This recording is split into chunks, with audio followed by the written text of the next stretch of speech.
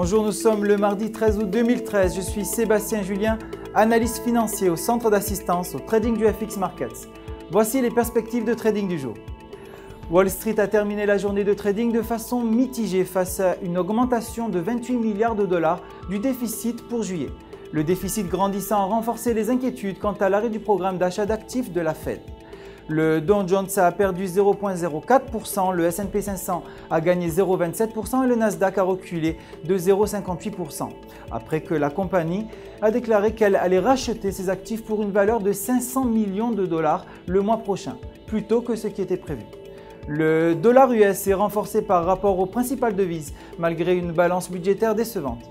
Les investisseurs continuent de voir le dollar comme valeur refuge alors que la Fed continue de prendre des décisions par rapport aux mesures de relance.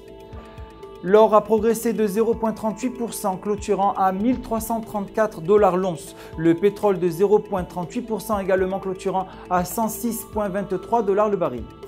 L'euro s'est déprécié face au dollar US après qu'un rapport ait révélé que les banques ne prêtent toujours pas et que les dépenses des consommateurs restent basses, indiquant que la route reste longue avant de voir un quelconque redressement économique dans la zone. Selon le graphique en données de 4 heures, la paire euro-USDC change dans un canal ascendant et devrait atteindre 1,3380. Cependant, si la paire croise en dessous de ce canal, elle pourrait descendre vers 1,3200.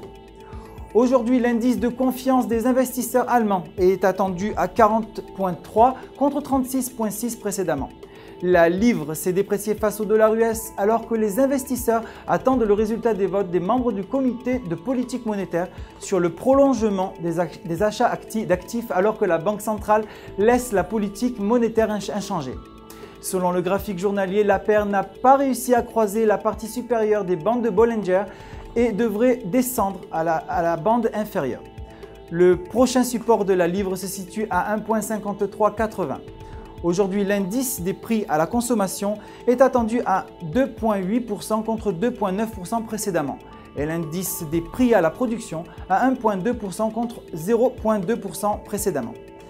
Voilà, c'est tout pour aujourd'hui. Nous espérons que vous avez apprécié cette analyse des cours et que vous serez avec nous demain pour les dernières nouvelles des marchés. D'ici là, connectez-vous sur ufxmarkets.com pour tous vos besoins de trading. Votre conseiller personnel est prêt à répondre à toutes vos questions. Le centre d'assistance au trading du FX Markets vous souhaite une journée de trading pleine de succès.